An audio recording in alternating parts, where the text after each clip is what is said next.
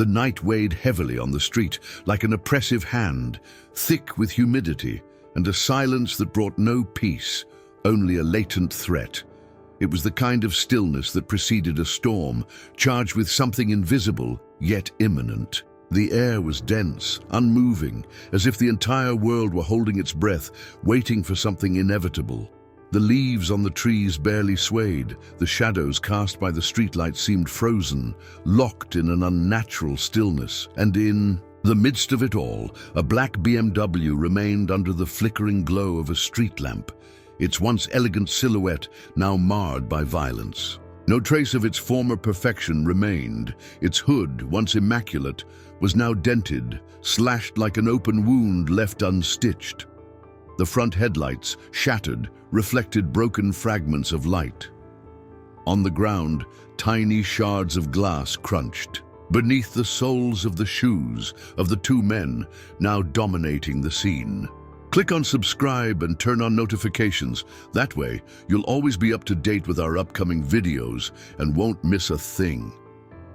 The smell of gasoline hung in the air, mingling with burnt rubber and something else, something difficult to identify. A metallic trace, a sour scent that clung to the throat, then footsteps, slow, heavy, deliberate. They were not the footsteps of someone wandering aimlessly. They did not belong to a man distracted or in a hurry. These were the steps of someone who enjoyed control, someone who had already decided how this night would end. Elias Carter inhaled slowly, holding back his anger, letting the air settle in his lungs before exhaling just as calmly. His heart pounded against his ribcage with force, but his face showed no sign of agitation. Years of discipline, years of knowing exactly when to speak and when to stay silent. He was not some inexperienced young man unaware of how this game was played. No, he knew it too well, and that made it even worse. Barely a minute earlier, he had arrived at his home. His navy blue suit was still impeccable, save for the slight looseness of his tie after a long work-day. In his right hand, firmly gripped, he held his leather briefcase, filled with legal documents, not contraband. And yet here he was. The mistake had not been his. It had been theirs, but the problem was, they didn't know it yet. He hadn't heard them coming. That had been his first warning sign. No sirens, no announcement, just hostility, creeping through the air, slithering through the shadows, until it had completely engulfed him. Now, two figures stood before him, staring with the certainty of men who believed they had already won. One of them was tall, broad, his square jaw perpetually tense, as if always waiting for an excuse to unleash violence. His eyes were cold, calculating, and his posture rigid, like a man who had spent too much time wielding power without ever being questioned. The other was thinner, wiry, with shockingly red hair and a crooked grin that didn't belong to a man meant to uphold justice. It was the kind of grin that said, "I enjoy this." Elias analyzed them in silence. He didn't need them to speak any further to know exactly who they were. He had seen them before, in courtrooms, in case files, on the faces of men who had sat before him, wrists shackled, telling stories no one else believed, and now he was in their place. But there was a difference. Elias was not a man without resources. He was not someone who could be erased in a fabricated report, buried under lies and planted evidence. They didn't know that yet, but they would. Hands on the hood. The command came from the taller officer, his voice deep and firm. It wasn't a barked order. There was no urgency in his tone. It would have been better if there had been. Instead, he spoke with the confidence of someone who believed the future had already been written. Elias clenched his teeth, feeling a burning sensation in the pit of his stomach. It wasn't fear. It was something else, something growing, something pulsing inside his chest. Rage, frustration, indignation. But he didn't let it escape. He couldn't. "There's been a misunderstanding," he finally said, his voice controlled, not a hint of hesitation. The redhead tilted his head slightly, as if entertained by the response. A misunderstanding. Oh, I see. Right. The misunderstanding is that you thought you could be in this neighborhood. There it was. The real reason. Not his car. Not a legitimate investigation. Not mistaken identity. Simply the color of his skin in the wrong place. Elias kept his expression firm. He knew what they were doing. He had seen it before. Provocation. They wanted him to react. They wanted him to raise his voice, to take a single step out of line, to give them an excuse to escalate. He wouldn't give them that satisfaction. "This is my car," he responded, measuring each word. Then, without losing his composure, he added, "And I live here." The square-jawed officer clicked his tongue in irritation, as if he had heard that response far too many times before. "Oh, yeah?"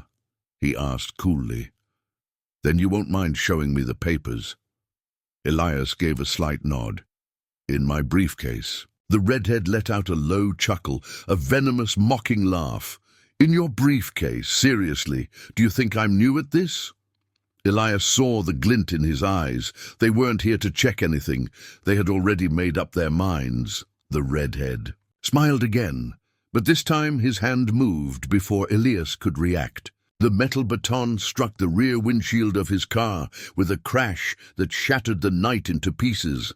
The glass exploded, scattering shards across the asphalt. Elias felt the anger surge up his chest like liquid fire. "What the hell do you think you're doing?" The officer shrugged, twirling the baton in his hand with indifference. Looking for contraband, Elias clenched his fists, the muscles in his jaw tightening. He knew what they were doing. He knew exactly how stories like this ended, but they didn't know who they were dealing with. Not yet. The sound of breaking glass still hung in the air when Elias felt something inside him tighten to its limit. It wasn't fear, it wasn't shock, it was the brutal certainty that everything he had tried to prevent from the very first moment was happening exactly the way they wanted. The cops weren't interrogating him. They weren't investigating anything. They were provoking him. Elias took a deep breath, forcing himself to release the air slowly, to calm the burning fury threatening to cloud his judgment. He knew that if he reacted, if he even raised his voice, his fate was already sealed. But that didn't mean he would accept it in silence. The red-haired officer twirled the baton between his fingers, savoring the moment, his eyes gleaming with that perverse spark of someone who thrived on wielding power. "Wow, how clumsy of me," he said with fake amusement. "Hope you don't mind." The square-jawed officer crossed his arms, watching with the indifference of someone who had seen this scene play out hundreds of times before. His partner acted like a rabid dog. He was the one holding the leash, letting the chaos unfold without stepping in until he deemed it necessary. Elias closed his eyes for a moment. He didn't think about the damage to his car. He didn't think about the shards of glass now scattered across the pavement, like tiny knives ready to embed themselves into any exposed skin. He thought about the countless times he had heard stories like this in his own courtroom. The way victims described the feeling of helplessness, the moment they realized that no matter what they said, the decision had already been made before a single word left their mouths. But he wasn't like the victims he had defended. Not this time. Because this time, he was in control. All he had to do was wait for the exact moment. "What's wrong, Judge? Got nothing to say?" The redhead taunted, his crooked smile widening. "I thought people like you always had an excuse ready." Elias lifted his gaze slowly, his dark eyes like polished steel. "I don't have an excuse," he responded calmly. "Because I did nothing," the square-jawed officer scoffed. "They all say the same thing." The redhead tapped the ground with the tip of his baton, producing a dry sound, an ominous echo that reverberated in the air. "You know what? Maybe we should search the car a little more thoroughly." Elias clenched his teeth. He knew what that meant.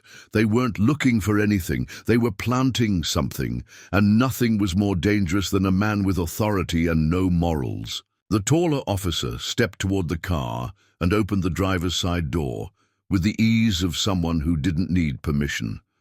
His hands began moving through the interior, opening the glove compartment, rummaging under the seats, tossing papers and personal belongings onto the ground without care. Click on subscribe and turn on notifications. That way, you'll always be up to date with our upcoming videos and won't miss a thing. Elias felt indignation pressing against his chest, but he didn't react. "Look at this," the redhead said, with fake surprise, holding up a small, clear plastic bag that he had pulled from his own uniform pocket. "How interesting."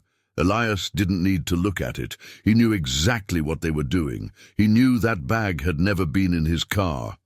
The officer held it up high, making sure that anyone watching from the nearby houses could see the scene. A well-dressed black man in a tailored suit, and the so-called evidence in the hands of the authorities. It didn't matter if it was real. The only thing that mattered was the story they would tell afterward. Elias exhaled slowly. He knew how this ended, but what the officers didn't know was that they were about to make the biggest mistake of their lives. The redhead smirked with satisfaction, reaching for his belt to pull out the handcuffs. "I think we've got enough here." Elias held his gaze steady, and then, at the exact moment he felt the cold metal tighten around his wrists, he said it. "I am a federal judge." Silence. Not the kind of awkward silence that comes when someone says something out of place. Not the kind that happens when a conversation dies. This was absolute silence. The redhead stopped moving, his hand still gripping the cuffs, as if his brain hadn't fully processed what he had just heard. The square-jawed officer slowly turned his head toward him. The world seemed to freeze in that instant.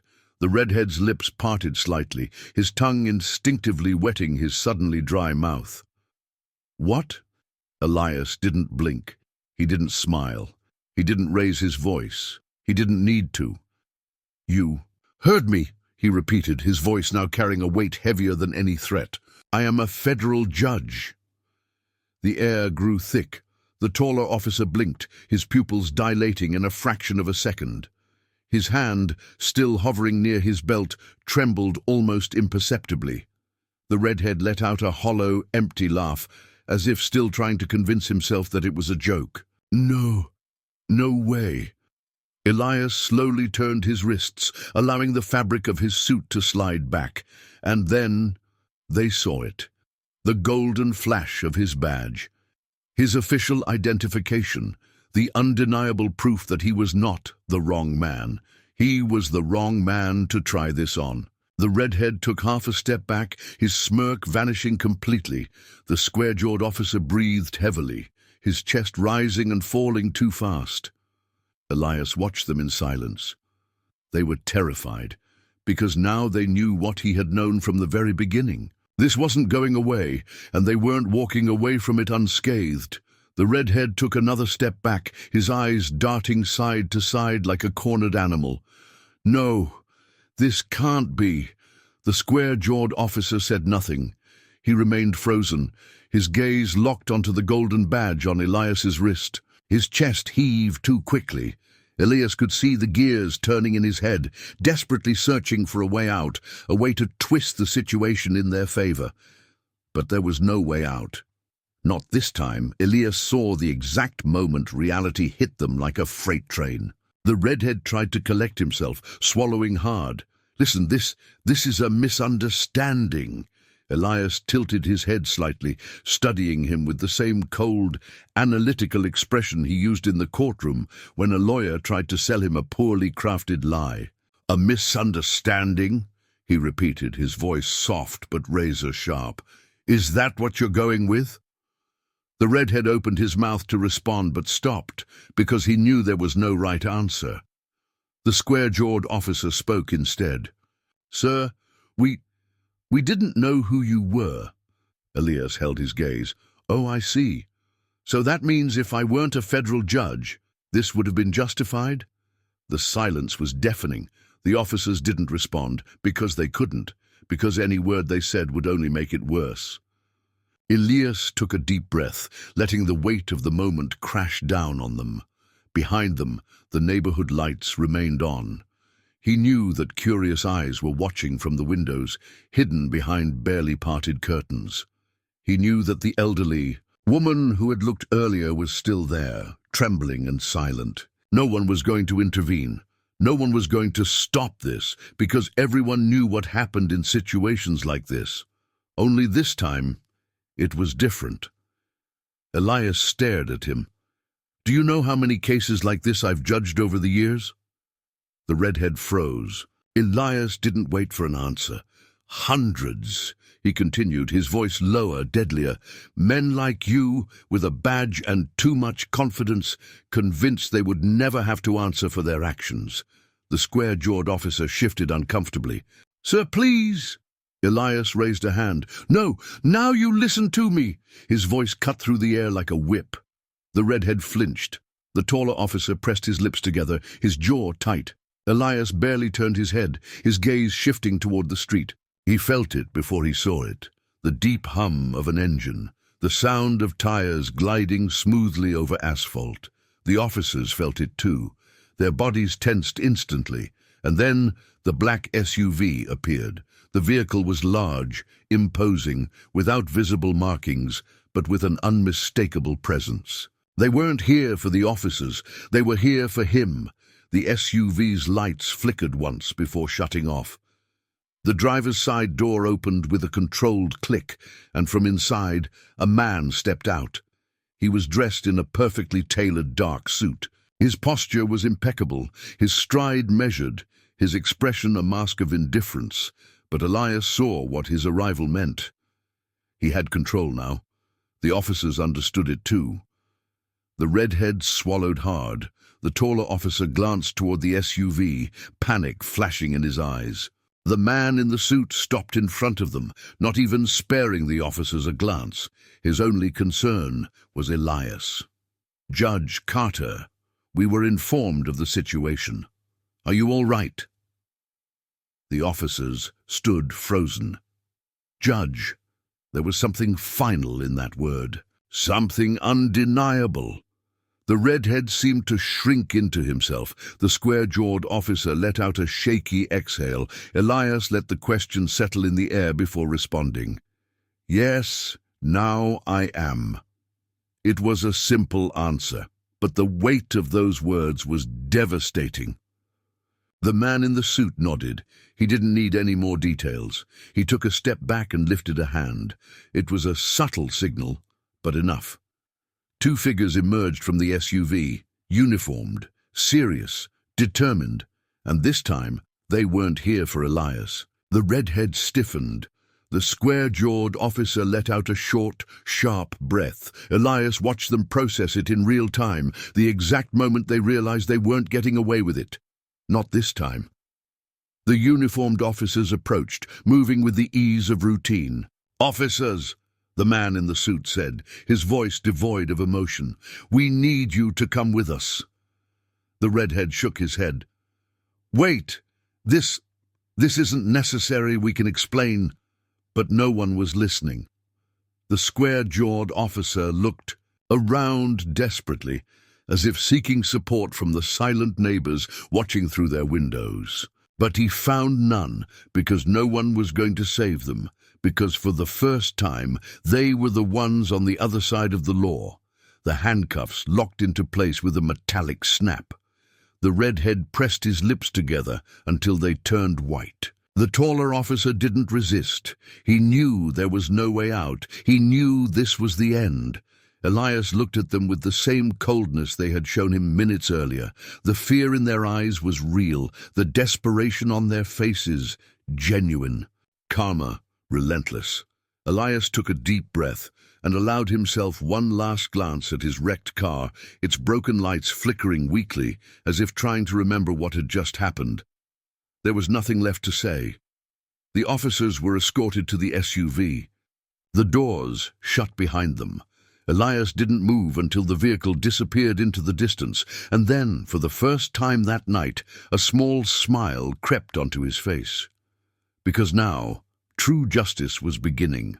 The roar of the black SUV's engine faded away, and the night once again enveloped the street in a thick silence. But it was no longer the same silence as before. This one wasn't laden with threat. It wasn't heavy with imminent danger. It was a different kind of silence. The silence of those who had witnessed something they never expected to see. From behind windows, trembling curtains remained slightly open. Some porch lights flickered off in a hurry, as if the homeowners wanted to pretend they hadn't been watching. But Elias knew. He knew that every furtive glance, every shadow shifting behind the glass, carried a mix of emotions. Some of his neighbors, the ones who had known him for years, who had exchanged polite greetings and small gestures of courtesy, were surely horrified. Not by what had happened to him, but by what it meant that 2 police officers had been arrested on their own street. For others, however, this was uncomfortable, because deep down there were those who weren't all that surprised this had happened. The difference was that this time they couldn't simply look away. Elias felt the weight of his accumulated emotions pressing against his chest. It wasn't the first time he had witnessed an abuse of authority. It wasn't the first time he had heard a story of discrimination, brutality, of racial profiling disguised as standard procedure. But this time, the story hadn't come to him in a case file. This time, he had been the protagonist, and that reality was far more bitter. He took a deep breath and turned on his heels, his gaze settling once more on his wrecked car. The shattered headlights still flickered intermittently, casting unsettling shadows across the street. Fragments of glass remained scattered over the pavement, reflecting the glow of the streetlights like tiny shards of naked truth, impossible to ignore. He walked slowly toward the driver's side door and bent down to pick up his briefcase from the ground. It was covered in dust and tiny specks of glass, but it was intact, just like him, because despite everything he was still standing. With a sigh, he closed his eyes for a brief moment. Tomorrow, those officers would face the consequences of their actions. He could picture it clearly. Immediate suspension, internal investigation, criminal charges, loss of their badges, maybe even prison. It wasn't just justice, it was a warning, because this time the story wouldn't end with a man on the ground, humiliated and forgotten. This time, a new ending would be written. Elias straightened his back and finally took the last step toward his house. The key turned in the lock with a dry click. He stepped inside, closed the door behind him, and for the first time all night he felt the weight of reality settle on his shoulders. This wasn't the first time something like this had happened, but maybe, just maybe, it would be the last time those 2 officers thought they could get away with it. Maybe after tonight, things would be different. Maybe after tonight, someone else in the system would think twice before acting with impunity. Maybe. But Elias knew that justice was never immediate, never easy, and never enough. There was still much to be done. There were still many battles left to fight. He walked through the hallway of his home, turning off one light after another, as if with each switch he was closing another chapter of his life. And when he finally reached his bedroom, he set his briefcase on the table, loosened his tie, and stood in front of the mirror. The face of a man who had fought a battle and won. For now, because tomorrow it would all begin again. If this story inspired you, leave a like to support the channel and subscribe to see more content like this. Don't forget to turn on notifications, and so you don't miss the next episodes. And let me know where you're watching from. We love hearing from every corner of the world where our channel reaches.